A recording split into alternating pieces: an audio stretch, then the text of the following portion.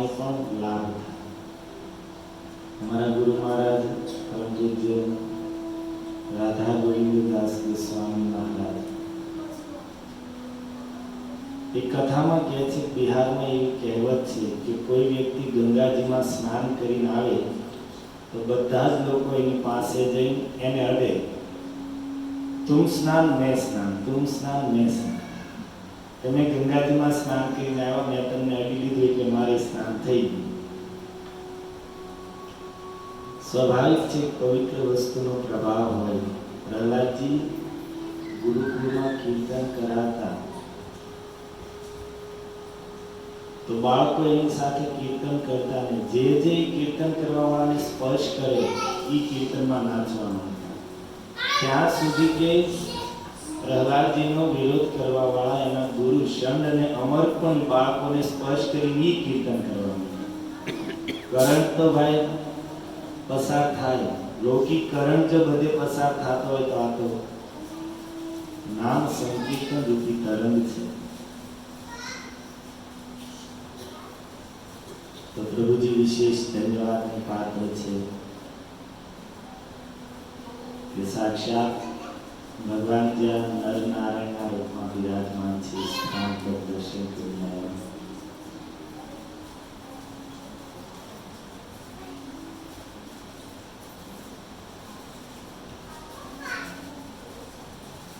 એટલા છોકરાઓ સામે આવીને બેસી ગયા એ સારું થયું. હું તમારો પ્લાન ઉપર બેઠો ત્યારે હતો કે આજ સામે કોઈ હોય તો મારે આમ કરીને બેસવું.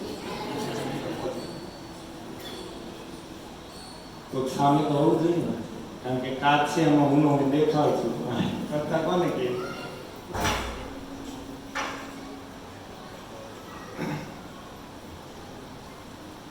અહીંયા આરતીમાં ઊભા હતા ત્યારે મને એમ હતું કે હોલમાં લાખો માણસો બેઠા છે, કારણ કે અહીંયા બધા 5-5 એક જણા 5-5 10-10 દેખાતા.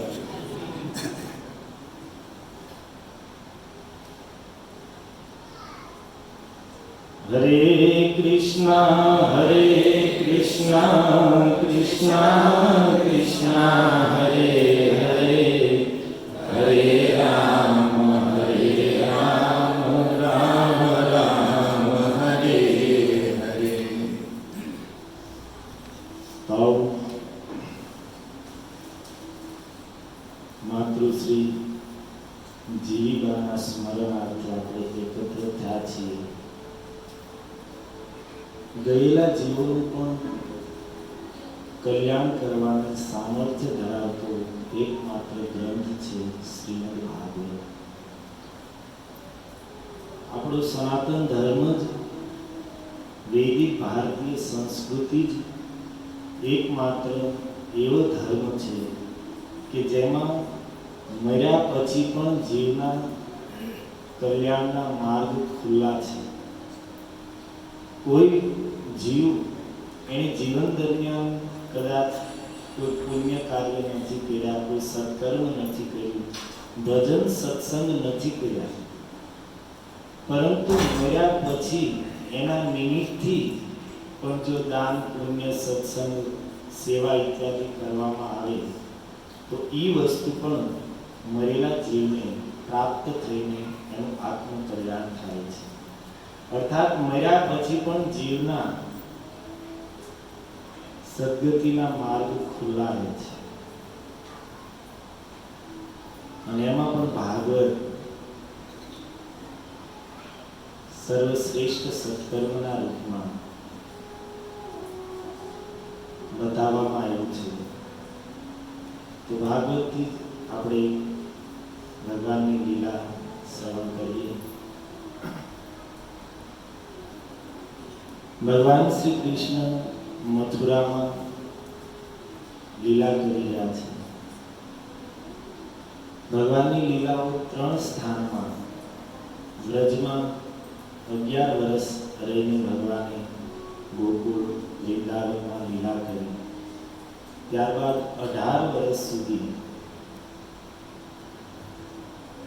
मथुरा में अने अंत में 100 वर्ष भगवान द्वारिका में रहा.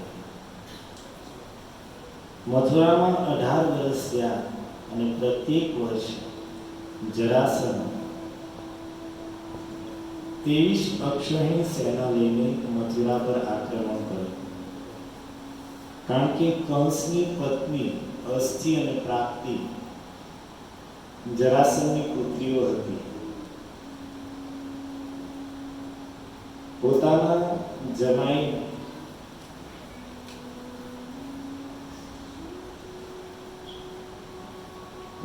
જમાઈનો મૃત્યુનો બદલો લેવા માટે ઈકો ઓછો કરો. અહીંયા બરોબર છે, અવાજ આવે છે. ના દિવસોમાં કેટલા એસી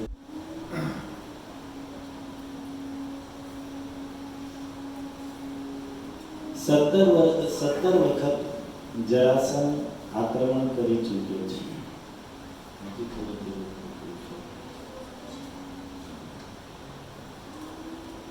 અને 18મી વખત જરાસંધને આવવાનો સમય થયો. એ જ સમયે નારદજી દ્વારા મોકલેલો કાલયવન મથુરા ઉપર આક્રમણ કરે છે. ભગવાને જોયું કે કાલયવન તો આવી ગયો છે મથુરામાં, અને 2-4 દિવસમાં જરાસંધ પણ આવશે, બંને એક સાથે આક્રમણ કરશે તો મથુરાની સેના એની સામે ટકી નહીં શકે. તો રાત્રિના સમયે જ ભગવાને વિશ્વકર્માને બોલાવીને આદેશ આપ્યો. વિશ્વકર્મા જે દેવતાઓના આર્કિટેક્ટ છે, શિલ્પી છે, અને એની પાસે સિદ્ધિ એવી છે કે એ કોઈ પણ વસ્તુ માટે એને ખાલી નકશો જ બનાવવાનો મળે. નકશો બનાવે એટલે એ વસ્તુ આપમેળે તૈયાર થઈ જાય. અહીંયા તો આપણે આર્કિટેક્ટ ખાલી નકશો આપે અને પછી બનાવવું પડે, નકશાથી કાંઈ ન થાય. પણ એની પાસે એ સિદ્ધિ છે કે ખાલી નકશો દોરે કે વસ્તુ તૈયાર થઈ જાય, બની જાય. રાતોરાત સમુદ્ર પશ્ચિમ તટ ઉપર 100 યોજન સમુદ્રએ પણ ભગવાનની સેવાનો અવસર જાણીને 100 યોજન જમીન ખાલી કરી દીધી, અર્થાત 100 યોજન પાછળ વહી ગયા. અને ત્યાં વિશ્વકર્માએ સુંદર દ્વારિકા નગર વસાવ્યું.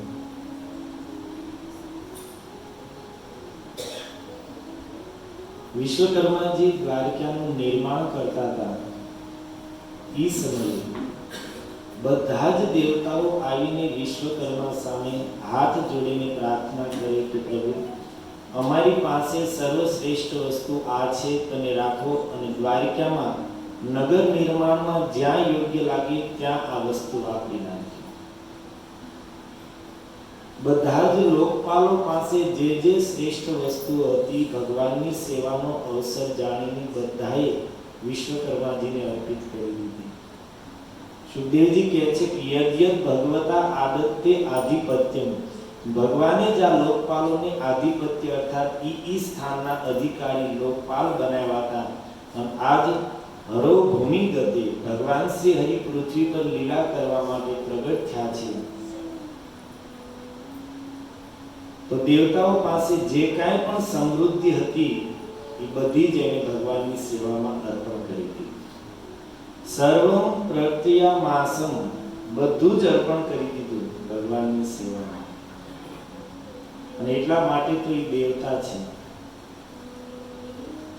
આપણે ખાલી મુખથી બોલી શકીએ તેરા તુજકો અર્પણ, પણ સમય આવે આપણે કરી ન શકીએ. અને એટલા માટે જ આપણે મનુષ્ય કહેવાય છે. અને દેવતા એટલા માટે જે વારંવાર ભૂલ કરે છે. એવું નથી દેવતાઓથી ભૂલ નથી થતી, મનુષ્ય જેમ ભૂલ કરે છે દેવતાઓ પણ ભૂલ કરે છે. અને દેવતાઓની બે જ વિશેષતા છે. એક તો જીવનમાં જ્યારે સંકટ આવે ત્યારે અન્ય કોઈ પાસે ન જતા માત્ર ભગવાન પાસે જઈને એમને પ્રાર્થના કરે છે, એમને પુકારે છે. અને બીજો દેવતાઓનો ગુણ છે જ્યારે સેવાનો અવસર ઉપસ્થિત હોય ત્યારે બધું જ બોલીને ભગવાનની સેવા કરી દે છે. આ બે ગુણને કારણે જ દેવતાઓ આ જગતમાં પૂજનીય છે. ભગવાને સુતેલા જ મથુરાવાસીઓને દ્વારકા પહોંચાડી દીધા. થોડા લોકો મથુરામાં વધ્યા. બલરામજીને એની સુરક્ષા સોંપીને પછી એકલા જ મથુરાનું દ્વાર ખોલીને બહાર નીકળ્યા. કાલયવન 3 કરોડનું મલેચ્છ સૈન્ય લઈને આખી મથુરા નગરીને ઘેરીને ઊભો છે અને જરાસંધ આવી રહ્યો છે. કાલયવન અને જરાસંધ આ બંને પરમ ધાર્મિક હતા, બ્રાહ્મણોના પરમ સેવક હતા, પ્રજા સમાન પુત્રનું પાલન કરવા વાળા હતા અને સત્યસંધ હંમેશા સત્ય બોલવા વાળા હતા.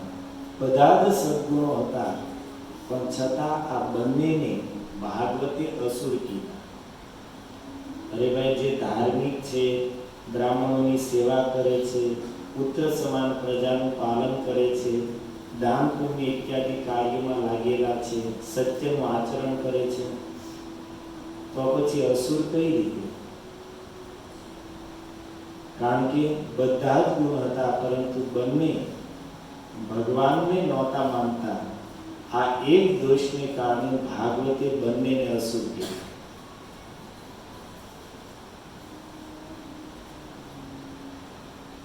એક તો આકૃતિથી અસુર હોય અને બીજું પ્રકૃતિથી, સ્વભાવથી અસુર હોય.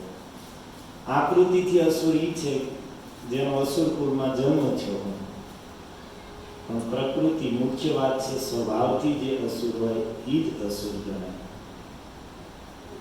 ભલે અસુર કુળમાં જન્મ થયો, પરંતુ એનામાં ગુણ અસુરોના ન હોય કોઈ અસુર ન ગણાય.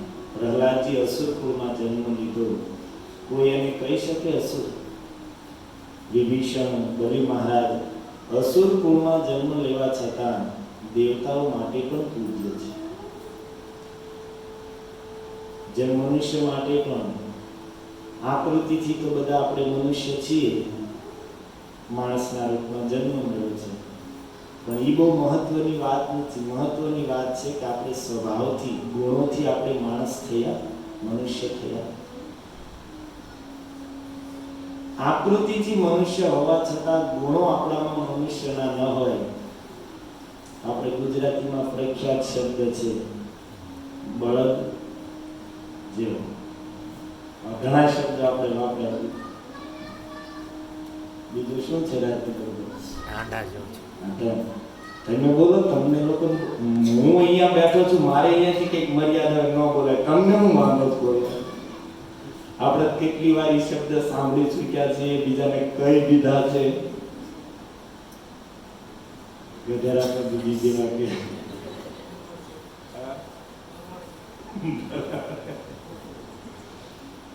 એક શબ્દ પ્રખ્યાત છે, હ, ક અને કની ઉપર કામ નાખો.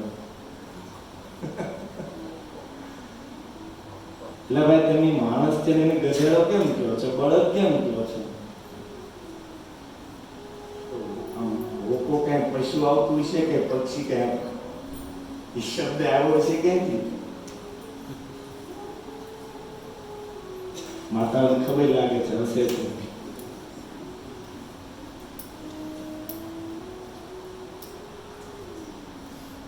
મનુષ્ય હોવા છતાં મનુષ્યના ગુણ નથી તો મનુષ્ય નથી. શાસ્ત્ર કહે છે, આહાર નિંદ્રા ભય મૈથુન સામાન્ય એતત પશુભિર નારાયણ. 4 કાર્ય એવા છે જે મનુષ્ય કરે છે, પશુ કરે છે. ભોજન કરવું, સૂવું, ભયભીત થવું અને સંતાન ઉત્પત્તિ કરવી. આ 4 કાર્ય પશુ પક્ષી કરે છે, મનુષ્ય કરે છે. તો પછી ફરક શું? બંને ગુણોથી સમાન જ છે. આ 4 કાર્ય પશુના છે, મનુષ્ય ઈ જ કરતો હોય તો મનુષ્ય પણ પશુ સમાન છે. પણ એક ધર્મ એવું તત્વ છે જે મનુષ્યને પશુથી અલગ કરી બતાવે છે. ધર્મો હિ તેષામ અધિકો વિશેષો ધર્મેણ હીના નરઃ પશુ સમાન. ધર્મ જે એ વસ્તુ છે જે મનુષ્યને પશુથી અલગ કરે છે. અને જો જીવનમાં ધર્મ નથી તો પછી વિષય પુરુષો એ નર પશુ. ભાગવત એને નર પશુ કહે છે. મનુષ્યના રૂપમાં એ પશુ છે, કારણ કે જે કાર્ય પશુ કરે છે એ જ મનુષ્ય થઈ કરી રહ્યો છે. તો આકૃતિથી ભલે મનુષ્ય છે પણ સ્વભાવથી, ગુણોથી, પ્રકૃતિથી તો પશુ જ છે. ભગવાન દત્તાત્રેય 24 ગુરુ બનાવ્યા છે. એટલા માટે દત્તાત્રેયજીની છાપ થઈ ગઈ ગુરુ દત્તાત્રેય. અને એમાં એક ગુરુ એને બનાવ્યું છે કબૂતરને. કબૂતર અને કબૂતરીની જોડી હતી એક વનમાં. બંને વચ્ચે ખૂબ પ્રેમ હતો. બંને દંપતી સાથે જ હળીમળીને રહેતા, ખાતા પીતા, આનંદ કરતા. થોડા સમયમાં કબૂતરી ગર્ભવતી થઈ. એણે ઈંડા મૂક્યા અને ઈંડામાંથી બચ્ચાઓનો જન્મ થયો. બચ્ચાઓ થોડા મોટા થયા. હજી એને પાંખો નહોતી આવી, ઉડતા નહોતા શીખ્યા. અને એ સમયે કબૂતર અને કબૂતરી ચણ માટે વનમાં થોડા દૂર ગયા હતા. અને આ બાજુ એક શિકારીએ જોયું કે વૃક્ષની આસપાસ નાના નાના કબૂતરના બચ્ચાઓ એટલામાં રમી રહ્યા છે. તો શિકારીએ જાળ નાખી અને જાળમાં એ બધા જ બચ્ચાઓ હતા એ ફસાઈ ગયા. એવામાં એ કબૂતરી આવીને જોયું, કરે મારા પ્રાણ સમાન, મારા દિલના ટુકડા, મારા બચ્ચાઓ મોતના મુખમાં પડ્યા છે. તો એ કબૂતરી પણ વિલાપ કરે છે, કહે મારા બચ્ચાઓને વિરહમાં, અમારા નાના નાના બાળકોના વિરહમાં કેમ જીવી શકીશ? આની કરતાં તો મરી જવું સારું. વિલાપ કરતી કરતી કબૂતરી પણ સ્નેહવશ એ શિકારીની જાળમાં જઈને ફસાણી અને એને પણ શિકારીએ જાળમાં પૂરી દીધી. થોડા સમયમાં કબૂતર આવ્યો અને એણે જોયું કે મારું તો આખું ઘર, આખો પરિવાર કાળના મુખમાં છે. મારા બચ્ચાઓ, મારી કબૂતરી બધા જ મૃત્યુના મુખમાં પડ્યા છે. અને આ બધા વગર મારી પત્નીથી રહી તું વિધુર જીવન જીવીને શું કરીશ? આવું જીવવું એની કરતાં તો મરી જવું સારું. આવી રીતે વિધાતાને અનેક પ્રકારે દોષ દેતો વિલાપ કરતો એ કબૂતર પણ એ જાળમાં જઈને ફસાણો અને ક્રૂર શિકારી હતો એ બધું જ આખો પરિવાર લઈને વહી ગયો. આ દ્રશ્ય દત્તાત્રેયજીએ જોયું અને એણે નિર્ણય કર્યો, યહ પ્રાપ્ય માનુષમ યોનિમ જ્ઞાન વિજ્ઞાન સંભવામ. જેને જ્ઞાન અને વિજ્ઞાનથી યુક્ત મનુષ્ય શરીર પ્રાપ્ત થયું છે અને આવું મનુષ્ય શરીર પ્રાપ્ત કરીને ગૃહેષુ ખગવત સત્તઃ તમ આરૂઢમ ચ્યુતમ વિદુઃ. આવું મનુષ્ય શરીર પ્રાપ્ત કરીને ઘર ગૃહસ્થીમાં, પરિવારમાં પક્ષીની સમાન જ, કબૂતરની સમાન જ પોતાના બાળકોમાં, પત્નીમાં, સંબંધીઓમાં, સંસારના કાર્યોમાં જ આસક્ત રહે છે. તો પછી એને ઉચ્ચ પદ પ્રાપ્ત કરીને ન્યાથી પણ પડેલો માનવો જોઈએ. તમ આરૂઢમ ચ્યુતમ વિદુઃ. મનુષ્ય જેવું શ્રેષ્ઠ શરીર પ્રાપ્ત કરીને પણ સંસારની આસક્તિમાં, ભોગોમાં, એમાં જ પડેલો,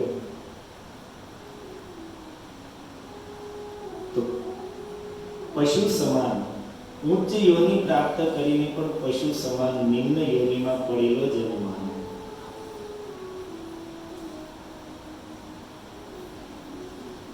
એટલા માટે ખાલી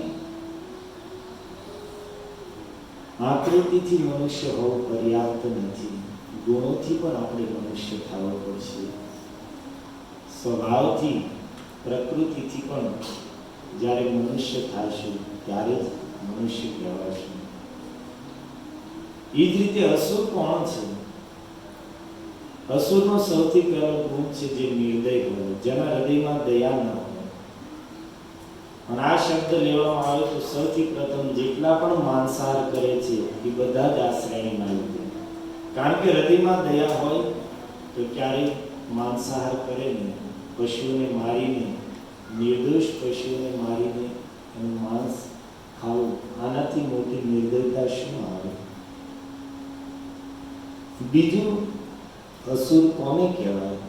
ઘણી વ્યાખ્યાઓ કરી છે અસુરોની. ભગવાન શંકર રામાયણમાં અસુર કોને કહેવાય? માં નહીં માતુ પિતૃ નહીં દેવા, સાધુ ન સન કરવા વહી સેવા, તે જાનહુ નિશી निशिचर सब प्राणी, जिनके यह आचरण भवानी, ते जानहु निशिचर सब प्राणी। मां नहीं मातु पीटू नहीं देवा, जे पोताना माता पिताने मानतो નથી, જેનામાં માતા પિતાની સેવાની ભાવના નથી, એ મનુષ્ય નથી, મહાદેવજીના શબ્દોમાં અસુર છે। મનુષ્ય તો એ કહેવાય કે જીવન દરમિયાન પોતાના માતા પિતાની સેવા કરે, મર્યા પછી પણ એના આત્મકલ્યાણની, એના સદગતિની ભાવના જેનામાં હોય એ પુત્ર કહેવાને લાયક છે, એ મનુષ્ય છે। ભગવાન ભાગવતમાં દેવકી માતા વસુદેવજીને કારાગૃહમાંથી મુક્ત કરાવેલી એ સમયે ભગવાન ત્યાં દેવકી માતાને કહે છે કે માં, હે પિતાજી, જે પુત્ર પોતાના માતા પિતાની સેવા નથી કરતો એ પુત્ર નથી, પિતાનું મૂત્ર છે। કારણ કે જ્યાંથી પુત્રનો જન્મ થાય છે ત્યાંથી મૂત્ર પણ નીકળે છે। કોઈ વ્યક્તિ જન્મ લઈને 100 વર્ષ સુધી પોતાના માતા પિતાની સેવા કરે છતાંય માતા પિતાના ઋણમાંથી મુક્ત નથી થઈ શકતું, ભગવાનના વચન છે। એટલા માટે કહે છે કે માં નહીં માતુ પિતુ નહીં દેવા, અને સાધુ ન સન કરવા વહી સેવા, સાધુઓની સેવા કરવાને બદલે સાધુઓ પાસે સેવા લે, સાધુઓને પોતાની સેવા કરાવે।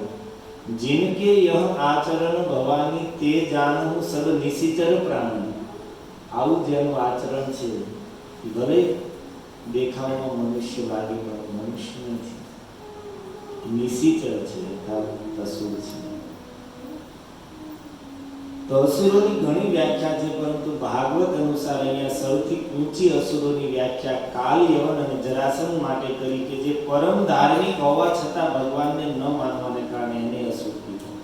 તેને કહે છે એવું થોડું હોય પ્રભુજી, જે ધાર્મિક છે, સેવામાં લાગેલો છે, ધર્મનું આચરણ કરે છે, એને કઈ રીતે અસુર કહ્યો? પણ હવે એમાં આપણું ન ચાલે। કોઈ પણ વાત માટે તસ્માત શાસ્ત્ર પ્રમાણમ, શાસ્ત્ર પ્રમાણ, શાસ્ત્ર જે કે ઈ જ પ્રમાણ ગણાય। આપણી વાત ન મારું ચાલે, ન તમારું ચાલે, ન કોઈ મંત્રીનું ચાલે, ન કોઈ નેતાનું ચાલે। કોઈ પણ વાત માટે પ્રમાણ છે શાસ્ત્ર, નહીં તો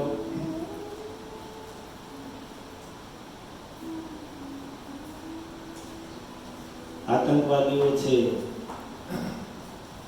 એના સમાજમાં એને સંત માનવામાં આવે છે, પણ કે એનથી થોડા સંત થઈ જાય।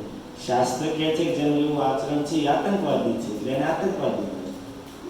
ભલે બે પગવાળો આપણે જેવો જ માણસ હોય પણ એના લક્ષણો ગુંડા જેવા હોય તો એને માણસ કોઈ ગુંડો જ કહેવાય। ગુંડો અર્થાત માણસ જ છે પણ એના લક્ષણ એવા છે। મનુષ્ય કે અસુર માટે પ્રમાણ છે શાસ્ત્ર, અને એટલા માટે ભાગવત કહે છે વ્યક્તિ ગમે એટલું સજ્જન હોય, ગમે એટલો ગુણવાન હોય, પરંતુ ભગવાનને નથી માનતો, ભગવાનની સત્તાનો સ્વીકાર નથી કરતો, ભગવાનની શક્તિઓને નથી માનતો, તો પછી અસુર છે। પ્રમાણ જરાસંઘ અને કાલયવન બંનેના જીવન ચરિત્ર વાંચવા જેવા છે। કેટલા ગુણવાન હતા ભગવાન કૃષ્ણ! ભીમસેન અને અર્જુનને લઈને બ્રાહ્મણના વેશમાં જરાસંઘ પાસે ગયા રાજસુ યજ્ઞ પહેલા, અને ત્યાં જઈને શું કહે છે જરાસંઘને કે રાજન, અમે તમારી પાસે ભિક્ષા માંગવા આવ્યા છીએ। જરાસંઘ વિચાર કરે કે આ લોકો દેખાવમાં તેજસ્વી, એના શરીર હૃષ્ટપુષ્ટ છે, આ કોઈ બ્રાહ્મણ નથી, બ્રાહ્મણના શરીરનો બાંધો આવો ના હોય, શરીરનું તેજ કહી દે કે આ બ્રાહ્મણ નથી, આ કોઈ ક્ષત્રિય છે। પણ કાંઈ વાંધો નહીં, જરાસંઘ કહે છે કે ભલે ક્ષત્રિય હોય અને મારા શત્રુ હશે તો કદાચ મારી પાસે માગીને શું માંગી લેશે? મારું મૃત્યુ માંગી લેશે, આ શરીર માંગી લેશે, મારી ગરદન માંગી લેશે, પણ તોય હું આપી દઈશ, ભલે મારા શત્રુ હોય પણ મારી પાસે બ્રાહ્મણના વેશમાં આવ્યા છે, એટલા માટે ગરદન માંગશે તો આપી દઈશ. આવા તો જેના વિચાર હતા. પણ ભગવાનને ન માનવાને કારણે અસુર કહેવાય. વાત એ છે. અને સમાજમાં પ્રાયઃ આવી સ્થિતિ છે. જે લોકો પોતાને બહુ ઉદાર માને છે, સેવાભાવી માને છે, ધર્માત્મા માને છે અને ધાર્મિક કાર્યો કરે પણ છે, પણ એને સત્સંગનો વિરોધ હશે, સંતોનો વિરોધ હશે, મંદિરોનો વિરોધ હશે અને ભગવાનનો વિરોધ હશે.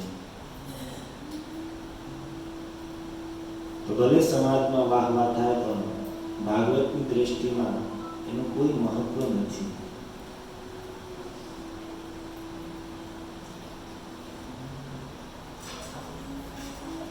કાલ યવન આવીને મથુરા ને ઘેરીને ઊભો છે અને ભગવાન મથુરાનો દ્વાર ખોલીને બહાર નીકળ્યા. તમ વિલોક્ય કાલ યવને જોયું કે ભગવાન, એને ખબર તો નહોતી આ કોણ છે, કે કોઈ પુરુષ મથુરામાંથી બહાર નીકળ્યો. જાણે પૂર્વ દિશામાંથી ચંદ્રમા ઉદિત થયા હોય એમ ભગવાન કૃષ્ણ મથુરાનું દ્વાર ખોલી એકલા જ બહાર નીકળ્યા.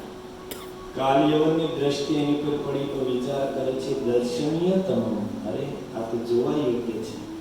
સુંદર વસ્તુ હોય એને દર્શનીય કહેવાય, અતિ સુંદર હોય એને દર્શનીય તર કહેવાય અને અતિ અતિ સુંદર હોય એને દર્શનીય તમમ. તો શું કહે છે? દર્શનીય તમમ. અરે આ તો જોવા યોગ્ય છે. આ પુરુષ તો શ્યામ વર્ણ છે, શરીર પર સુંદર રેશમી પીતાંબર વસ્ત્ર ધારણ કર્યું છે. કાર્યવનને દૂરથી દેખાય છે કે વક્ષસ્થળ પર શ્રીવત્સનું ચિહ્ન છે, ગળામાં કૌસ્તુભમણિ ધારણ કરેલો છે, લાંબી 4 ભુજાઓ છે, નવકંજ અરુણ ઈક્ષણ, તાજા ખીલેલા કમળ સમાન લાલ લાલ મોટી મોટી આંખો છે, નિત્યમ પ્રમુદિતમ. અને મુખ કેવું છે? નિત્ય પ્રસન્નતાથી યુક્ત છે. આપણું મુખ છે એમાં પ્રસન્નતા ક્યારેક જ હોય. દિવસમાં એકાદ વાર હોય તો હોય, નહીં તો અઠવાડિયામાં એકાદ વાર જ હોય પ્રસન્નતા. બાકી ક્યારેક ચડેલું હોય, ક્યારેક ક્રોધમાં હોઈએ, ક્યારેક ઉદાસ હોઈએ, ક્યારેક ચિંતામાં હોઈએ. ક્ષણે ક્ષણે બદલે આપણું મુખ એના હાવભાવ. ઘડીકમાં પ્રસન્ન હોય, કોઈ કે કાંઈક કહી દીધું તો એ તરત ઉદાસ થઈ જાય, ક્રોધિત થઈ જાય. પણ ભગવાન વિશે શબ્દ છે નિત્યમ પ્રમુદિતમ. નિત્ય મન ભગવાનનું મુખ પ્રસન્ન રહે છે, એની પર હાસ્ય રહે છે.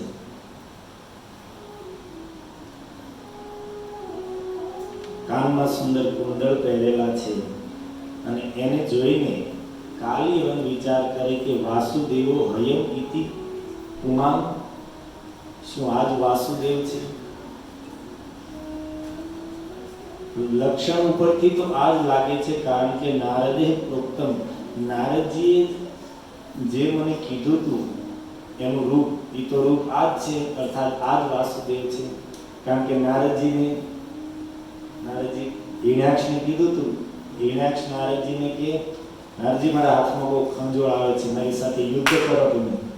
નારદજી કે ભાઈ જો આપણને બાંધતા નથી આવડતું, આપણને વધારતા બહુ સારું આવડે, એટલે તમે ખંજોળ આવતી હોય તો કંઈક ખંજોળ મટાડે એવું સ્થાન બતાવો. આપણી પાસે બધી જ જાતના એડ્રેસ છે, ક્યાં કેટલો બળવાન કોણ મળે. એમાં કાલિયવન પાસે જઈને નારદજીએ કીધું છે ભાઈ અત્યારે દુનિયામાં તારી ટક્કર એવા એક જ છે, વસુદેવના પુત્ર વાસુદેવ. કાલિયવન કે ક્યાં રહે છે? તો કે મથુરામાં. કઈ રીતે ઓળખું? તો નારદજી આ બધા એના રૂપનું વર્ણન કર્યું હતું. તો કાલિયવન વિચાર કરે છે કે નારદે પ્રોક્તે લક્ષણે ભવિતુમ અર્હતિ. નારદજીએ જે જે કીધું એ બધું આનામાં છે, અર્થાત વાસુદેવો અયમ, આ જ વાસુદેવ છે. પણ આ નિરાયુધસ્થ, આ આયુધ વગર અને પદભ્યામ રથ કે હાથી ઘોડા વગર આવી રીતે એકલો એકલો કેમ ચાલીને આવે છે? હવે જો એના ધર્માત્માના લક્ષણો. ઇતિ નિશ્ચિત્ય, આવો નિર્ણય કરીને યવન પ્રાદવંતમ, એણે વિચાર કર્યો કે ભાઈ જો આની પાસે અસ્ત્ર શસ્ત્ર નથી અને આની પાસે કોઈ રથ ઘોડા હાથી નથી અને મારે આની સાથે યુદ્ધ કરવું છે, તો હું પણ એની જેમ જ રહીને એની સાથે યુદ્ધ કરીશ. તો એણે પોતાના અસ્ત્ર શસ્ત્ર છોડી દીધા અને રથમાંથી કૂદીને યવનમ પ્રાદ્રવંતમ દોડતો દોડતો ભગવાનની પાસે ગયો. અને જેવો નજીક પહોંચ્યો તો ભગવાન કૃષ્ણ પરાંક મુખમ મોઢું ફેરવી લીધું અને અન્વધાવત જીજીક્ષુ ભાગ્યા. કાલિયન પાસે આવ્યો ત્યાં સુધી નિરાતે હાલતા હતા અને જેવો અહીંયા પહોંચ્યો ત્યાં મોઢું ફેરવીને ભાગ્યા. દુરાપમ અપી યોગીના મોટા મોટા યોગીઓ જેને પકડી નથી શકતા એને પકડવા માટે આ યવન એની પાછળ દોડે છે. અને ભગવાન દોડી રહ્યા છે તો કઈ રીતે દોડે છે? હસ્ત પ્રાપ્તમ ઇવ હરિના સપદે પદે. એક હાથ આગળ લઈને દોડે છે કાલિયવનથી. ઓલાને છે એ પકડ્યો હાથ બિચારો રામ આમ રાખી રામ આમ દોડે. હસ્ત પ્રાપ્તમ ઇવ એક હાથનું અંતર રાખીને ભગવાન દોડી રહ્યા છે. નીતો દર્શયતા દૂરે. અને આવી રીતે દોડાવતા બહુ, કારણ કે એને લઈ જવાનો હતો બહુ દૂર સુધી. હવે જો એ ગેપ વધી જાય તો ઓલો બિચારો થાકીને ઊભો રહી જાય. એટલે માણસને શું છે, લાલચમાં એ પકડી ગધેડો. ઓરિજિનલ ગધેડાની વાત કરું છું, 4 પગ વાળી. માથે સામાન મૂક્યો ને પછી ચાલે નહીં. પગ એકવાર ઠેરાવ ને કે પછી ગમે એમ કરો ને ન ચાલે, એટલે જ એને ગધેડો કહેવાય. તો શું કહે, એનો માલિક હોય એક હરિયો હોય અને આગળના ભાગમાં ગાજર બાંધે અને પછી ગધેડાને માથા ઉપર બાંધી દે. એટલે ગાજર લટકતું જોવે એટલે ગાજર ખાવા માટે આવતો રહે, છેક સુધી પગી જાય. લાલચમાં તો આને લઈ જવાનું બહુ દૂર, એટલા માટે ભગવાન એવી રીતે દોડી રહ્યા છે એક હાથનું અંતર રાખીને. અને આ બિચારો પાછળથી સમજાવે છે, યદુકુલે જાતસ્ય તવ ન ઉચિતમ પલાયનમ. અરે યદુકુળ જેવા શ્રેષ્ઠ વંશમાં જન્મ થયો છે ને ભાગવું તને શોભતું નથી, ઉભો રહે. અરે ક્ષત્રિય વંશમાં જન્મ લઈને ભાગવું એની કરતા મરી જવું સારું, ઉભો રહે તો ઉભો રહે. પણ ઠાકોરજી એની વાત ઉપર કોઈ ધ્યાન દેતા નથી, ભાગે છે. અને એક હાથની દૂરી છે છતાં પકડમાં આવતા નથી. કેમ? સુખદેવજી કહે છે કે નૈનમ પ્રાપ અહતા અશુભ. એના જીવનના અશુભ અર્થાત પાપ હજી નષ્ટ નહોતા થયા, એટલા માટે એક હાથનું અંતર હોવા છતાં અપ્રાપ્ત, પકડી શકતો નથી. કારણ કે જીવનમાં જ્યાં સુધી પાપોની પ્રબળતા હોય ત્યાં સુધી ભગવાન પકડમાં આવતા નથી. ભગવાન અર્થાત ભગવાનનું નામ, ભગવાનને પકડવા અર્થાત ભગવાનની કથા. અભિન્નત્વાત નામ નામીનો. ભગવાન અને એના નામમાં કોઈ અંતર નથી, ભગવાન અને એની કથામાં કોઈ અંતર નથી. ભગવાન પકડમાં ન આવવા અર્થાત એની કથામાં શ્રદ્ધા ન થવી. ભગવાન પકડમાં ન આવવા અર્થાત એના નામમાં આપણને વિશ્વાસ ન થયો. અને શું કામ? કારણ કે પાપ પૂર્વના એટલા પ્રબળ છે કે આપણને નથી કથામાં વિશ્વાસ બેસવા દેતા કે નથી નામમાં વિશ્વાસ બેસવા દેતા. એટલા માટે જ ગીતામાં ભગવાને કીધું મારું ભજન કોણ કરશે? યેષામ તો અંતગતમ પાપમ જનાનામ પુણ્યકર્મણામ તે દ્વંદ મોહ નિર્મુક્તા ભજન્તે મામ દ્રઢવ્રતા. જેના પાપ કર્મનો અંત થઈ ગયો છે, પુણ્ય કર્મનો ઉદય થયો છે, એ જ મારું ભજન કરશે, એની જ મતિ મારા ભજનમાં લાગશે, બધાની નહીં લાગે. નહીં તો તમે વિચાર કરો કે અહીં આપણે બેઠા છીએ, આમાંથી કોણ એવું છે જેને ખબર નથી કે આપણે મળવાનું છે? બધા જ આપણે જાણીએ છીએ. આમાંથી કોણ એવું છે જેને ખબર નથી કે આપણે મળશું? તો અહીંયાની આપણે ભેગી કરેલી એક પણ વસ્તુ સાથે નથી આવવાની, એક પણ પદાર્થ સાથે નથી આવવાનો, આપણે મહેનત કરીને કમાણેલી સંપત્તિમાંથી એક પૈસો સાથે નથી આવવાનો. કોણ નથી જાણતું? બધા જાણીએ છીએ. એ પણ જાણીએ છીએ કે આ શરીર કે જેની સુખ સુવિધા માટે આપણે આખી જિંદગી લગાડી દીધી, આ શરીરને સુવિધા આપવા માટે, શરીરને સુખ આપવા માટે આપણે આખી જિંદગી દિવસ રાત મહેનત કરીને પૈસા કમાવાના. શું કામ?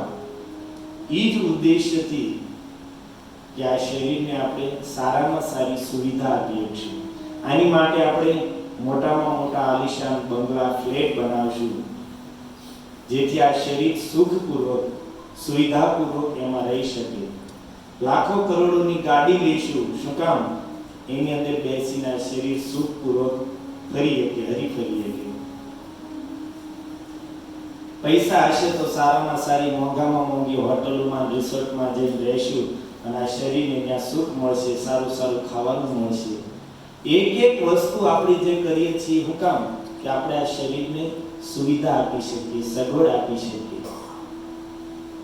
પણ છતાં કોણ નથી જાણતા આપણામાંથી કે આ શરીર પણ આપણી સાથે નથી આવવાનું. જેની માટે આપણે આખી જિંદગી, જેની સુખ સુવિધા માટે, જેની વ્યવસ્થા માટે દિવસ રાત લગાડી દીધા, આખો જન્મારો વેડફી નાખ્યો, એ શરીર પણ આપણી સાથે નથી આવવાનું. કોણ નથી જાણતા? આપણે બધા જ જાણીએ છીએ. અને એ પણ જાણીએ છીએ કે આ શરીર છોડીને જઈશું તો સાથે આવવાવાળી વસ્તુ છે આપણા કરેલા કર્મ. પરલોકના માર્ગે આત્માનું કોઈ કલ્યાણ કરવા વાળું હોય તો એ છે ભગવાનનું ભજન. આપણે બધા જ જાણીએ છીએ, પણ હવે એ બતાવો કે આપણામાંથી ભજન કરીએ છીએ કેટલા? બધું જાણવા છતાં આપણીથી ભજન થાય છે? ભગવાનમાં મન લાગે છે? નથી લાગતું. કેમ? કારણ કે હજી આપણા પૂર્વના પાપ એટલા પ્રબળ છે કે જે જાણવા છતાં, ઈચ્છા હોવા છતાં આપણને ભજનમાં લાગવા નથી દેતા. તુલસી પૂરબ પાપ તે હરિ કથા ન સુહાય. તુલસીદાસજી કહે છે જેના પૂર્વના પાપ હોય એને હરિ કથા સારી નથી લાગતી. કેમ? જો જર અંશતે ભોજન રુચિ જાય. જેવી રીતે કોઈ વ્યક્તિને તાવ આવ્યો હોય તો એને સારામાં સારું ભોજન આપવામાં આવે, પણ છતાં એને સ્વાદ આવશે તો શું ભોજનમાં વાંધો છે? અહીંયા બધું છે સારું સારું, 15-20 મિનિટ ખમી જાવ ખાલી.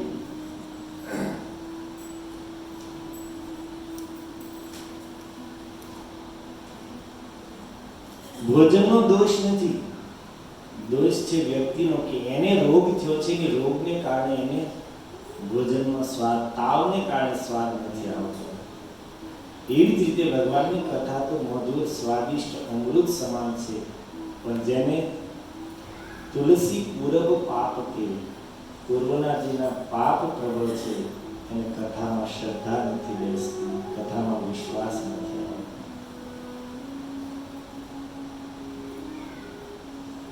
બહુ સુંદર વાત કરે છે. એક જ હાથનું અંતર છે, પરંતુ ભગવાન પકડમાં નથી આવતા, કારણ કે જીવનના અશુભ જે સમાપ્ત નથી થયા, એટલા માટે નજીક હોવા છતાં, અરે એ તો એકાદ તો બહુ દૂર છે, હૃદયમાં જ બેઠા છે પરમાત્મા રૂપમાં, પણ છતાં પકડમાં નથી આવતા. અને આવી રીતે ભાગતા ભાગતા આગળ એક પર્વત આવ્યો તો ભગવાને થોડી ગતિ વધારી. કાર્યવન અને ભગવાન કૃષ્ણ વચ્ચે દૂરી થોડી વધી ગઈ અને પર્વતમાં એક વળાંકમાં ભગવાન વળી ગયા. ત્યાં ગુફા હતી, એની અંદર પ્રવેશ કરી ગયા અને કાર્યવન દોડીને આવ્યો અને આગળ જોયું તો આગળ રસ્તો છે નહીં, તો વિચાર કરે કે આ ગયો ક્યાં? જો ગુફા જોઈ, આગળ રસ્તો છે નહીં અને આપણો શત્રુ અહીંયા દેખાતો નથી, તો એક જ ઉપાય છે કે આ ગુફામાં ગયો. અને ભગવાનની ગુફામાં ગયા તો ત્યાં એક પુરુષ સૂતેલા હતા. તો ઠાકોરજી પોતાનું જે પીતાંબર હતું એ જે સૂતેલા પુરુષ હતા એને ઓઢાડી દીધું અને એ ગુફામાં પાછળ છુપાઈ ગયા. અને કાલીબન ગુફામાં ગયો, ગુફામાં તો અંધકાર હતો, પણ એ ભગવાનનું રેશમી પીતાંબર હતું, એ ચમકતું હતું. વિચાર કરે છે કરે આ કે છેક મથુરાથી મને અહીંયા દોડાવતો દોડાવતો લાવ્યો અને અહીંયા સાધુ એમ સૂઈ ગયો અને એમ ઘડીકમાં ઊંઘે આવી ગઈ. આ ઢોંગ કરે એક પાટી મને ઉઠ ઉભા જેવી લાત મારી તે જે પુરુષ સુતા હતા એ જાગ્યા, બેઠા થયા. શને ઉન્મીલ્ય લોચન, ધીરે ધીરે આંખ ઉગાડી, દિશો વિલોક્ય, અને બધી દિશાઓમાં જોયું તો પાર્શ્વમ પાસે તમ અદ્રક્ષિત અવસ્થિતમ, એ યવનને ઉભેલો જોયો. સ તાવત તસ્ય રુષ્ટસ્ય દ્રષ્ટિપાતેન ભારત દેહ જેન અગ્નિના દગ્ધો ભવત ભસ્મસાત ક્ષણા. અને એની દ્રષ્ટિ પડતાની સાથે જ યવનરાજના શરીરની અંદર આગ લાગી અને એક જ ક્ષણમાં યવનરાજને રાખનો ઢગલો થઈ. પરીક્ષિતજીને નવાઈ લાગી તો પૂછે છે, ભગવાન કો નામ સપના, એ સુતાતા પુરુષનું નામ શું હતું? એ બ્રહ્મન કશ્ય, એ કોના પુત્ર હતા? કિમ વીર્ય, અને એનામાં એવી તો કઈ શક્તિ હતી કે જેની દ્રષ્ટિ પડતાની સાથે જ યવનરાજ, એટલો શક્તિશાળી યવનરાજ બળીને ભસ્મ થઈ ગયો. તો સુખદેવજી કહે છે કે રાજન, ઇક્ષ્વાકુળમાં જન્મેલા મહારાજ માંધાતાના પુત્ર મુચુકંદ હતા. અને એટલા શક્તિશાળી પ્રભાવશાળી હતા કે દેવતાઓ જ્યારે અસુરો સામે પરાજિત થવા માંડ્યા તો દેવતાઓ એક વખત મહારાજ મુચુકંદ પાસે આવ્યા અને પોતાની રક્ષા માટે પ્રાર્થના કરી. દેવતાઓની પ્રાર્થના સાંભળીને રાજા મુચુકંદ દેવતાઓ તરફથી યુદ્ધ કરવા માટે સ્વર્ગમાં ગયા. અને અનેક વર્ષો સુધી, હજારો વર્ષો સુધી દેવતાઓએ, મુચુકંદ મહારાજે દેવતાઓના સેનાપતિના રૂપમાં રહીને અસુરોથી એની રક્ષા કરી. બહુ લાંબા કાળ પછી દેવતાઓની સેનાપતિના રૂપમાં શિવજીના પુત્ર કાર્તિક સ્વામી મળ્યા. અને પછી દેવતાઓએ રાજા મુચુકંદને કીધું કે રાજન, તમે અમારી માટે બધું જ છોડ્યું અને એટલા લાંબા સમયથી તમે અમારી રક્ષા કરી, પરંતુ હવે તમે વિશ્રામ કરો. તમે યુદ્ધથી વિશ્રામ લો. અને અત્યારે તમે જ્યારે પૃથ્વી પર હતા એ સમયે જે લોકો હતા એમાંથી કોઈ બચ્યા નથી. તમારો પરિવાર અત્યારે નથી, કોઈ પુત્રો નથી વધ્યા, પત્નીઓ નથી વધી, કોઈ તમારા મંત્રીઓ, કોઈ સંબંધીઓ, કોઈ અત્યારે નથી વધ્યા. બધા જ મૃત્યુ પામ્યા છે. કારણ કે સમય સ્વર્ગનો આપણે જાણીએ છીએ, સ્વર્ગમાં એક દિવસ થાય, અહીંયા એક વર્ષ થાય. તો મુચુકંદ મહારાજ સ્વર્ગમાં હજારો વર્ષ સુધી રહ્યા, તો અહીંયા તો યુગો વહ્યા ગયા. તો બધા જ કાળના મુખમાં વહ્યા ગયા. માનો મુચુકંદ મહારાજ પૂછે, દેવતાઓ, તો તમારે મારા પરિવારની, મારા સંબંધીઓની, મારા રાજ્યની, મારા મંત્રીઓની, મારી પ્રજાની રક્ષા કરવી જોઈએ. મેં તમારી લોકોની રક્ષા કરી એમ તમારે પણ મારા લોકોની રક્ષા કરવી જોઈએ. તો દેવતાઓ કહે છે કે રાજન, કાલો બલિયાન બલિનામ, આ જગતમાં સૌથી બળવાન કોઈ હોય તો એ કાળ છે. અમારું પણ એની ઉપર વશ ચાલતું નથી. અમે પણ એ કાળથી હંમેશા બીતા રહીએ છીએ. અમે પણ એ કાળને આધીન છીએ. તો અમે કઈ રીતે એનાથી રક્ષા કરીએ છીએ? જેવી રીતે કોઈ ગોપ હોય એ પોતાને આધીન રહેવાવાળા પશુઓને વશમાં રાખે છે, એમ કાળે આખા જગતને પોતાના વશમાં રાખ્યું છે. અને નિરંતર સાવધાન રહીને આ જગતનો સંહાર કરતો રહે છે કાળ, પણ એની સામે કોઈનું કાંઈ ચાલતું નથી.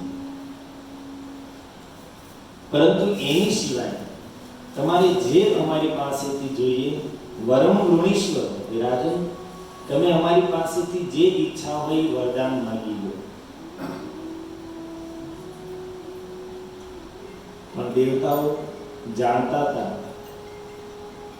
કે રાજા મુચુકંદ બહુ બુદ્ધિમાન છે. આ મનુષ્ય જેવા, સામાન્ય મનુષ્ય જેવા નથી કે અમારી પાસેથી સંસારની કોઈ નાશવાન વસ્તુ માંગશે.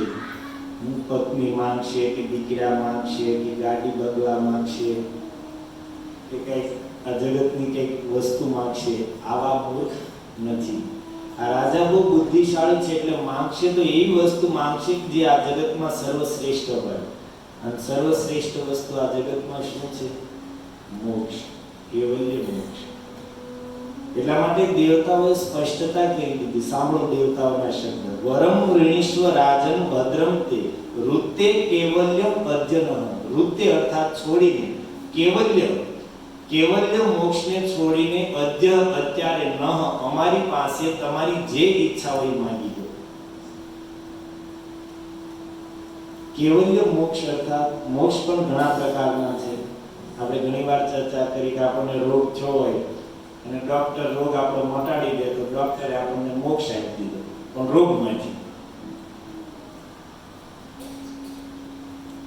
આપણે કંઈક જરૂરત હોય અને દુખી હોય એમ કોક આપણને એ વસ્તુ આપી દે તો એને આપણને મોક્ષ આપ્યો, પણ શેમાંથી?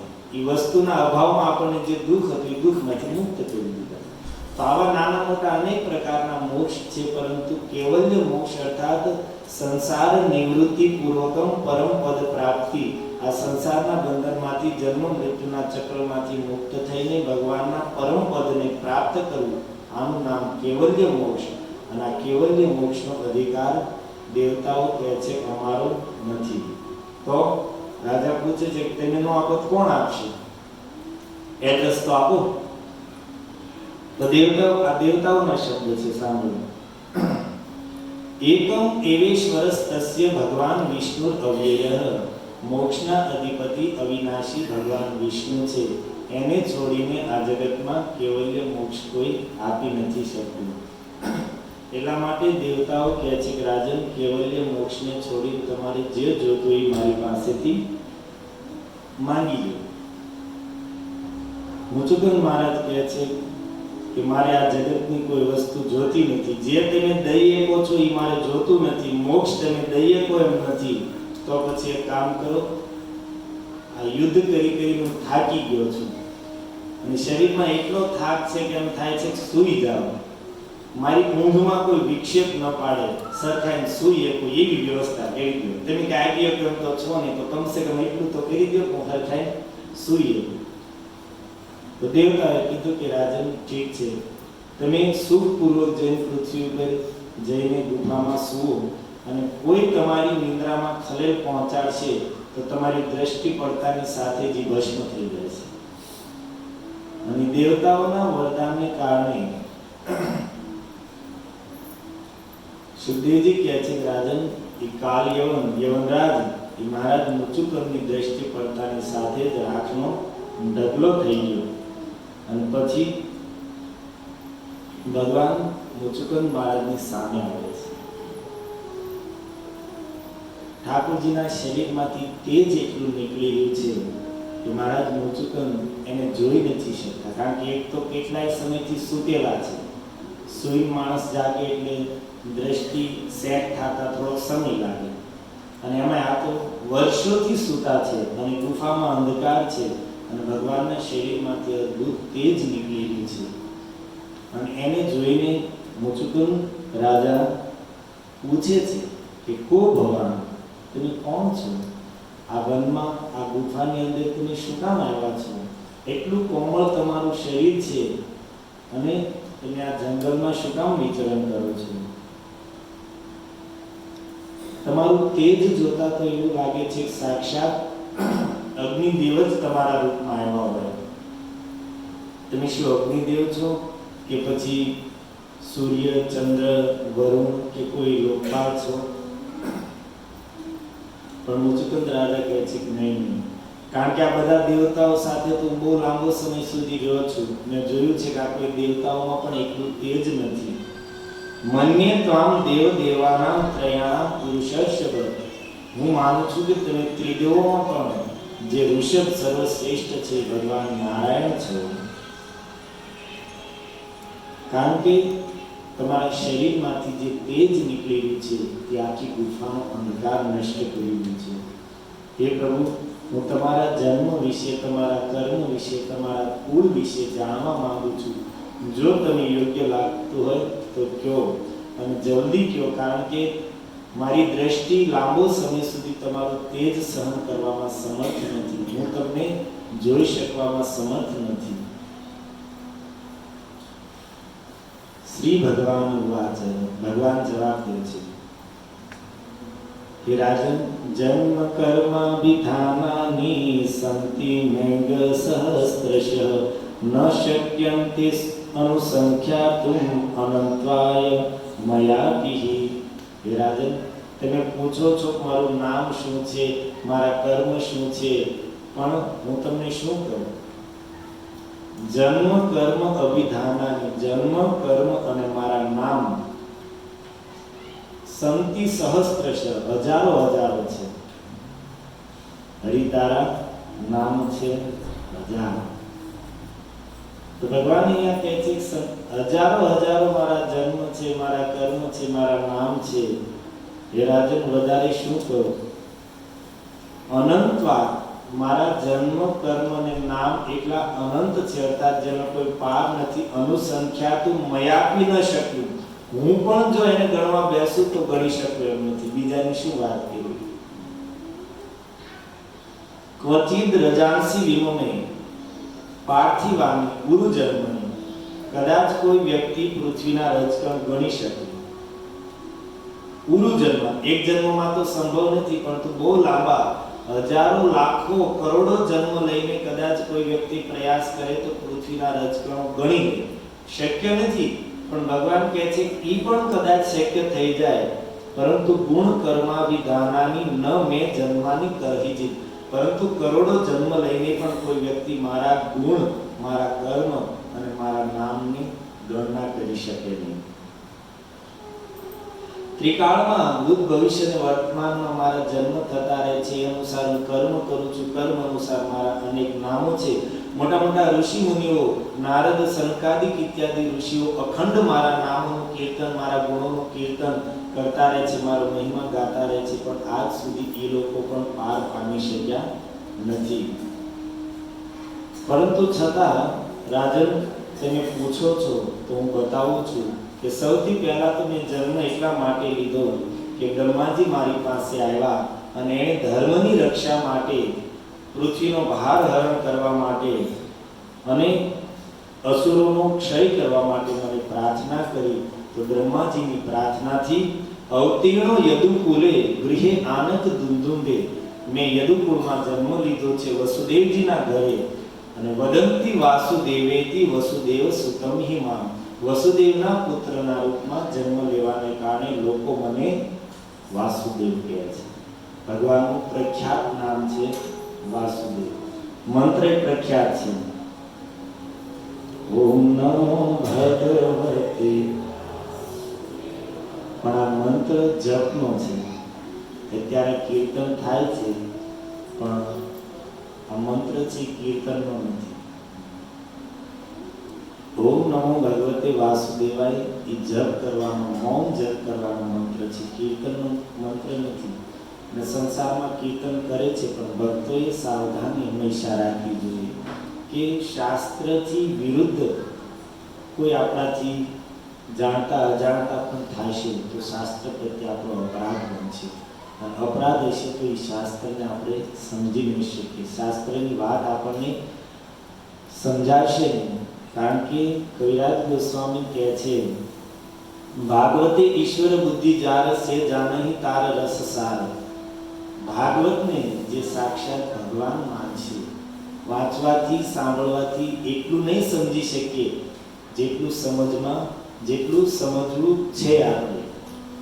પણ ભાગવતમાં ભગવત બુદ્ધિ, ભગવાનથી અભિન્ન માનીને એનો આશ્રય લઈશું ત્યારે એનો રસ, એની ભક્તિ, એનું તત્વ સારા આપણે સમજીએ છીએ. એમ શાસ્ત્ર પ્રત્યે જેટલી શ્રદ્ધા હશે, જેટલો આદર હશે, એના વચનોમાં આપણી જેટલી દ્રઢ બુદ્ધિ હશે, એટલું જ એ વાત આપણને હૃદયસ્થ થશે. નહીં તો ચોથો નામ અપરાધ છે શાસ્ત્રોનું, પ્રમાણિત શાસ્ત્રોનું ખંડન કરવું, અર્થાત એનાથી વિરુદ્ધ આચરણ કરવું. તો ભગવાન અહીંયા કહે છે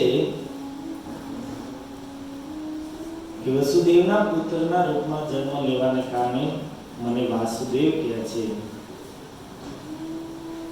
તવ અનુગ્રહાર્થમ ગૃહમ એતામ ઉપાગતઃ. હે રાજન, હું અહીંયા તમારી ઉપર અનુગ્રહ કરવા માટે જ આવ્યો છું. અને આ યવનને પણ હું જ તમારી પાસે લઈને આવ્યો હતો, જે તમારી દ્રષ્ટિ પડતાની સાથે ભસ્મ થઈ ગયો. પ્રાર્થિત પ્રચુરમ પૂર્વમ તયા ત્વયા અહમ ભક્ત વત્સલ. ભગવાન બહુ સુંદર વાત કરે છે, રાજન તમે પૂર્વમાં મને બહુ પ્રાર્થના કરેલી છે, મારી આરાધના કરેલી છે, અને અહમ ભક્ત વત્સલ, હું ભક્ત વત્સલ છું. તમે પૂર્વમાં મારી ભક્તિ કરેલી છે, ભલે તમે અત્યારે વર્ષોથી ગાઢ નિંદ્રામાં સૂતા છો, બધું ભૂલી ગયા, પરંતુ હું ભક્ત વત્સલ છું. મારા ભક્તએ મારી થોડી પણ ભક્તિ કરી છે, સેવા કરી છે, તો હું ક્યારેય ભૂલતો નથી. તમારી પૂર્વની કરેલી પ્રાર્થના, આરાધના, ભક્તિને યાદ કરીને જ હું આજે તમારી ઉપર અનુગ્રહ કરવા માટે તમારી પાસે આવ્યો છું. અહમ ભક્ત વત્સલ. ભગવાન કહે છે કે મારા ભક્તોની નાની એવી સેવા પણ હું ક્યારેય ભૂલતો નથી, ભલે ગમે એટલો સમય વયો જાય. વરાન મૃણીશ્વર રાજર્ષિ. રાજન તમારી જે ઈચ્છા હોય મારી પાસેથી વરદાન માંગી લો. સર્વાન કામન દદાતિ. તમે જે માંગશો એ આજે તમને આપીશ. ભગવાનના વચનો સાંભળીને મુચુકુંદ મહારાજ પહેલા તો બહુ સુંદર સ્તુતિ કરે છે. ભગવાન અદ્ભુત સ્તુતિ છે મુચુકુંદ મહારાજની, જેમાં એ કહે છે કે હે પ્રભુ, તમારી માયાથી મોહિત થયેલો આ જીવ ત્વામના ભજનથી, તમારું ભજન નથી કરતો, એની દ્રષ્ટિ હંમેશા અનર્થપ્રદ. સંસારમાં જે વસ્તુ બંધનકારક છે, જે વસ્તુ જીવની અંદર વાસના પ્રગટ કરે, આસક્તિ પ્રગટ કરે, ભોગ વૃત્તિ પ્રગટ કરે અને જન્મ મૃત્યુના ચક્રમાં નાખે, એવી અનર્થવાળી વસ્તુ ઉપર જ આ જીવની દ્રષ્ટિ લાગેલી રહે છે. શું કામ? ત્વન માયા. કારણ કે આ જીવ તમારી માયાને આધીન છે. એટલા માટે તમારું ભજન છોડીને સંસારમાં જે બંધનકારક વસ્તુઓ છે એની ઉપર જ હંમેશા એની દ્રષ્ટિ લાગેલી રહે છે, એની પાછળ જ ભાગતો રહે છે. પરંતુ હે પ્રભુ, લબ્ધ્વા જનો દુર્લભમ પત્ર માનુષ્ય. બહુ સુંદર વાત કરે છે મુચુકુંદ મહારાજ. કહે છે કે પ્રભુ, દુર્લભ મનુષ્ય શરીર જેને પ્રાપ્ત થયું છે, અને મનુષ્ય શરીરમાં પણ કથનચિત અવ્યંગમ અયત્નતો વગર પ્રયાસે તમારી કૃપાથી સમસ્ત અવયવો, સમસ્ત અંગોથી યુક્ત સ્વસ્થ શરીર જેને પ્રાપ્ત થયું છે, બધા અંગોથી યુક્ત, અર્થાત હાથ, પગ, આંખ, કાન, બધા જ અંગો જેના સ્વસ્થ છે, કામ કરી રહ્યા છે. નહીં તો દુનિયામાં કેટલાય લોકો એવા છે બિચારા, આપણે એમ કહીએ દુનિયા બહુ સુંદર છે, પણ જેની પાસે આંખો નથી એની માટે તો દુનિયા બહુ અંધારી છે. એ જ શબ્દ રહે. આંધળાઓ માટે શું કામ? જેની પાસે કાન નથી, બહેરા છે, કાન હોય પણ એમાં સાંભળવાની શક્તિ ન હોય, બહેરા હોય એની માટે શું? કોઈ મૂંગા છે, કોઈ બહેરા છે, કોઈ આંધળા છે, કોઈને બિચારાને હાથ પગ નથી. આપણે જોઈએ છીએ પ્લેટફોર્મ ઉપર ને અલગ અલગ જગ્યાએ ભીખ માંગવા વાળા,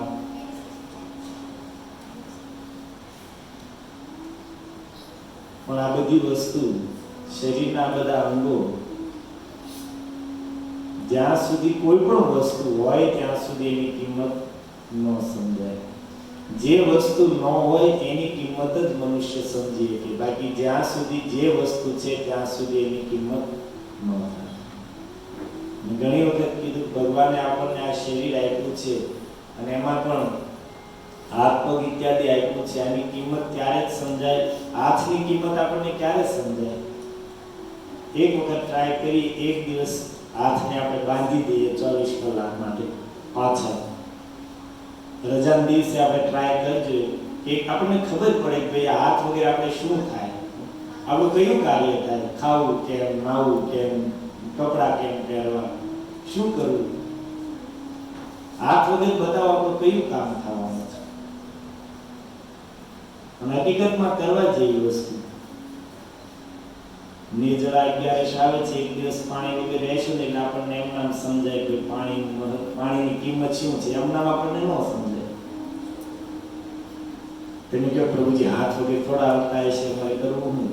સારું, હાથની વાત જવા દે, પગ બાંધી દઈએ એક દિવસ. હાથ છૂટા રાખ્યા, પગ બાંધી દઈએ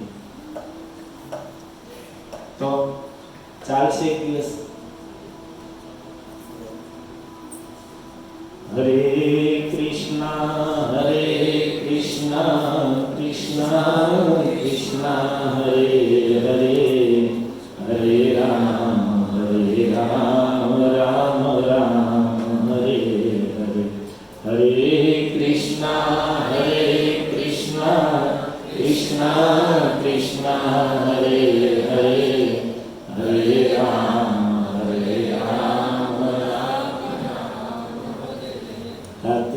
ગોપાલજીને નિરાતે ખાવા દીધું.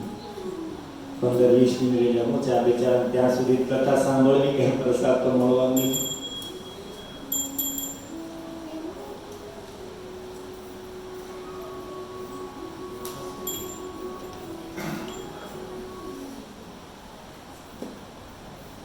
ચાલો આપણે હાથ છૂટા મૂકીને પગની વાત કરો. પગ બાંધી દો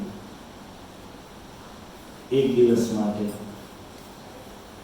ટ્રેન કેમ પકડવી, બીડીડીએ તો આપ કેમ હોવું વિજયભાઈ?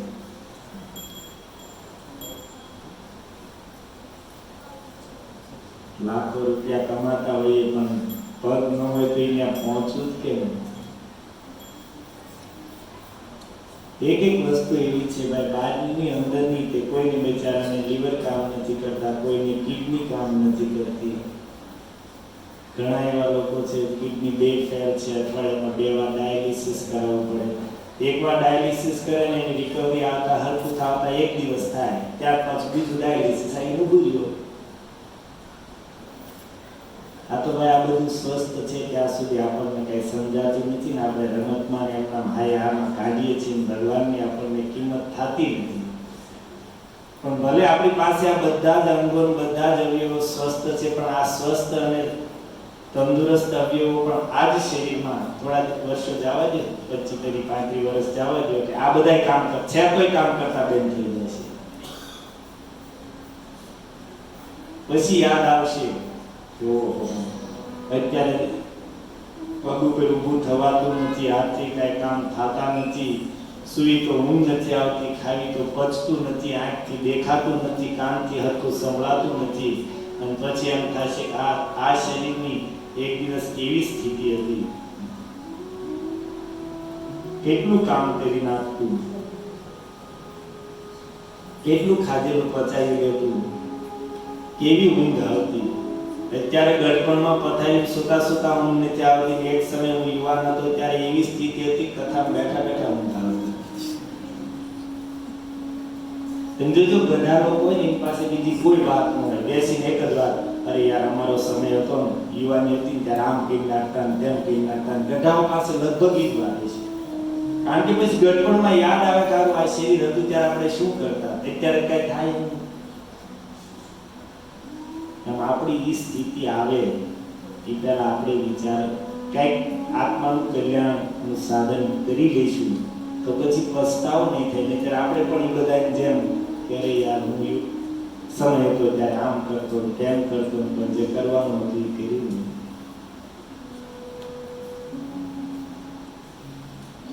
મુચુકંદ મહારાજ જે મહાપુરુષ દેવતાઓની રક્ષા કરવામાં સમર્થ હોય કેટલા બુદ્ધિમાન છે, અને એની વાત પણ કેટલી શ્રેષ્ઠ છે, સ્વાભાવિક સમજાય છે. કહે છે કે હે પ્રભુ, જેને આ જગતમાં દુર્લભ મનુષ્ય શરીર મળ્યું છે, એ પણ બધા અંગોથી યુક્ત સ્વસ્થ શરીર મળ્યું છે, અને આવું શરીર પ્રાપ્ત થવા છતાં પાદાર વિંદમ્ન વજંત્ય અસન્મતિ ગૃહાંત કૂપે પતિતો યથા પશુ. તો પછી આવું શરીર પ્રાપ્ત કરીને જો તમારા ચરણ કમળનું ભજન નથી કરતો, અસન્મતિ તો એ દુર્મતિ છે, અને ગૃહાંત કૂપે પતિતો યથા પશુ, ઘર ગૃહસ્થ રૂપે અંધારા કૂવામાં પડેલો એ પશુ સમાન છે. હે પ્રભુ, મારું આ શરીર એક દિવસ રાજાના નામે પ્રખ્યાત હતું. સાંભળો શું કે છે, હું નહીં મારું આ શરીર એ પ્રભુ તમારી સામે જે ઊભું છે, મારું આ શરીર એક દિવસ એવો હતો કે આ રાજા હતો અને એણે અનેક સોનાના આભૂષણો, હીરાના આભૂષણો ધારણ કરેલા હતા. રથ અને હાથી પર સવાર થઈને જ્યારે આ શરીર નીકળતું તો આગળ હજારો સૈનિકો ચાલતા, પાછળ ચતુરંગીની સેના ચાલતી અને રસ્તાની બંને બાજુ લાખો નગરના લોકો ઊભા રહીને રાજાધિરાજ મહારાજ મુચુકંદ કી જય હો, જય હો, જય જયકાર થતી આ શરીરની. હજારો સેવક સેવામાં લાગેલા રહેતા, કોઈ વસ્તુની કમી નહોતી. પરંતુ હે પ્રભુ, આ જ શરીર એક સમય એવો આવશે કે તમારું કાળરૂપી સ્વરૂપ જ્યારે આને પકડી લેશે, ત્યારે આ જ શરીર કે જેનો એક સમય આવો વૈભવ હતો, એ જ શરીર એક મુઠ્ઠી ભસ્મ થઈ જશે. કાળ એને જ્યારે કોળિયો કરી લેશે, અગ્નિ સંસ્કાર કરવામાં આવશે, તો એક મુઠ્ઠી ભસ્મ વધશે. અને કદાચ અગ્નિ સંસ્કાર ન થાય અને આ શરીરને જો ભૂમિમાં દાટી દેવામાં આવશે તો એમાંથી કીડા બની જશે. અને એ પણ ન થાય અને વનમાં ફેંકી દેવામાં આવે, પારસી લોકો, ક્રિશ્ચિયન લોકો શરીરને પશુ પક્ષીઓ માટે ભોજનના રૂપમાં વનમાં ફેંકી દે, તો ત્યાં પણ ગીધ અને શિયાળના પેટમાં જઈને વિષ્ઠા બની રહેશે. મહારાજ મુચુકંદ કહે છે કે એક સમય આ શરીરનો આવો વૈભવ હતો, પરંતુ હે પ્રભુ, જ્યારે કાળ રૂપથી તમે આને ગ્રસ્ત કરી લેશો, ત્યારે આ જ શરીર ક્યાં તો અગ્નિ સંસ્કાર દેવામાં આવશે તો એક મોટી ભસ્મ થઈ જશે, દાટી દેવામાં આવશે તો આમાં કીડા મકોડા થઈ જશે, અને ફેંકી દેવામાં આવશે તો પશુઓના શરીરમાં જે વિષ્ઠા બની જશે. પણ આવા શરીર માટે પણ હું પોતાને રાજા માનીને અહંકારમાં ફરતો રહ્યો અને મેં તમારું ભજન ન કર્યું. હે પ્રભુ, આ જ મારું સૌથી મોટું દુર્ભાગ્ય છે. આ બહુ સુંદર સુંદર શ્લોકોમાં મુચુકંદ મહારાજે સ્તુતિ કરી છે. એક શ્લોક એનો આપણે 5 મિનિટ સાંભળીએ ત્યાં સુધી બાળકો ભક્તો ભગવાનનો ભોગ પણ લઈ લેશે. બહુ સુંદર છે, પ્રખ્યાત શ્લોક છે. મુચુકંદ મહારાજ કહે છે, ભવાપ વર્ગો ભ્રમતો યદા ભવે જનસ્ય તરચ્યુત સત્સમાગમો સત્સંગમો યર્હિ તદેવ સદ્ગતો પરાવરેશ ત્વયિ જાયતે મતિ. કહે છે કે પ્રભુ, સંસારમાં પડેલો જીવ ભવ અપવર્ગો જ્યારે આ જીવનો મુક્તિનો સમય આવે છે, આ સંસાર બંધનમાંથી મુક્ત થવાનો સમય આવે છે, ત્યારે એનો સંગ તમારા ભક્તો સાથે થાય છે. આ જીવનો જ્યારે આ જગતમાંથી ઉદ્ધારનો સમય આવે છે, એ જ સમયે તમારી કૃપાથી આ જીવને તમારા ભક્તોનો સંગ મળે છે. તમારા ભક્તોના સંગથી એની મતિ તમારામાં લાગે છે, અને જ્યારે તમારામાં જીવની મતિ લાગે છે તદેવ સદ્ગતિ, ત્યારે જ એને સદ્ગતિ પ્રાપ્ત થાય છે. અર્થાત મુચુકંદ મહારાજ કહે છે કે પ્રભુ, જ્યાં સુધી આ જીવ ઉપર તમારી કૃપા ન હોય ત્યાં સુધી એને તમારા ભક્તોનો સંગ નથી મળતો. તમારા ભક્તોનો સંગ ન હોય ત્યાં સુધી એની મતિ તમારામાં લાગતી નથી, અને તમારામાં મતિ ન લાગે ત્યાં સુધી જીવ આ સંસારના બંધનમાંથી મુક્ત નથી થઈ શકતો. તમારામાં મતિ લાગશે ત્યારે જ મુક્ત થશે. એટલા માટે જ ભગવાને કીધું છે, પ્રીતિન યાવન મય વાસુદેવેન મુચ્યતે દેહ યોગેન તાવત. સ્વયં ભગવાન કહે છે પંચમ સ્કંદમાં કે મુજ વાસુદેવમાં જ્યાં સુધી જીવની પ્રીતિ નહીં થાય, મતિ નહીં લાગે, ત્યાં સુધી શરીરના બંધનમાંથી મુક્ત નહીં થાય. પણ એ મતિ ક્યારે લાગશે, ભગવાનમાં પ્રેમ ક્યારે થશે? વૈષ્ણવના સંગથી.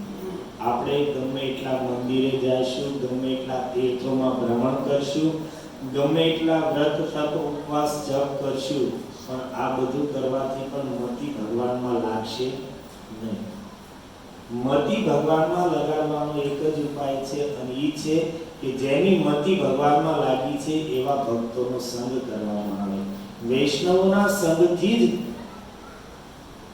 મતિ ભગવાનમાં લાગશે. એટલા માટે જ આપણે ભાગવતમાં સાંભળીએ છીએ, ધ્રુવજી, પ્રહલાદજી જેવા મોટા મોટા સમર્થ પુરુષોએ પણ ત્યાં સુધી કે ભગવાન શંકર અને બ્રહ્માજીએ પણ ભગવાન પાસે એમના ભક્તોનો સંગ માંગ્યો છે. નલકુબર મણિગ્રીવ સામે સાક્ષાત ભગવાન ઊભા છે, પણ ભગવાનનો સંગ ન માગતા એમના ભક્તોનો સંગ, એમના ભક્તોના દર્શન માંગે છે. શું કામ? કારણ કે જાણે છે ભગવાન સામે હશે તો મતિયામાં લાગી જાય એવું જરૂરી નથી. ભગવાન સામે હશે તો મતિયાનામાં નહીં લાગે. આપણે મંદિરમાં ઊભા હોય, ભગવાનની સામે રાધા ગીરધારીમાં ઊભા હોય તો શું આપણું મન ભગવાનમાં લાગી ગયું? મન તો ક્યાંય ભટકતું છે. મતિ તો ભગવાનમાં ત્યારે જ લાગશે જ્યારે આપણે વૈષ્ણવનો સંગ મળશે. એટલા માટે મુચુકંદ મહારાજ કહે છે કે પ્રભુ, જે લોકોને આ જગતમાં તમારા ભક્તોનો સંગ મળ્યો છે એ જ ભાગ્યશાળી છે, એની મતિ જ તમારામાં લાગશે, એ જ તમારી કૃપાથી જન્મ મૃત્યુના ચક્રમાંથી મુક્ત થઈને તમને પ્રાપ્ત કરશે. એ પ્રભુ, આ જગતમાં કોણ એવો વ્યક્તિ હશે કે જે તમારા ચરણ કમલોની ઉપાસના છોડીને, તમારી ભક્તિ છોડીને સંસારની નાશવાન વસ્તુઓ તમારી પાસે માંગે? અર્થાત મુચુકંદ મહારાજને ભગવાને કીધું તું કે રાજન વરમ વણી, તમારે જે જોતું હોય મારી પાસે માંગે.